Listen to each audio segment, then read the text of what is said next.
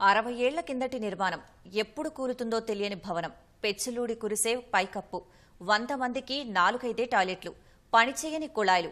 మహబూబ్ నగర్ ప్రభుత్వ పాలిటెక్నిక్ బాలుల వసతి గృహం సమస్యల గురించి ఎంత చెప్పినా తరగదు.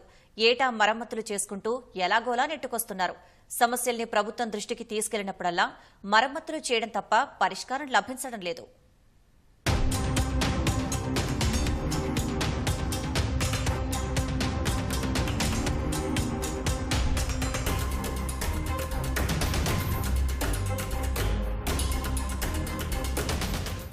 ఎప్పుడు కూలుతుందో తెలియని భవనంలో ఎవరైనా నివాసముంటారా?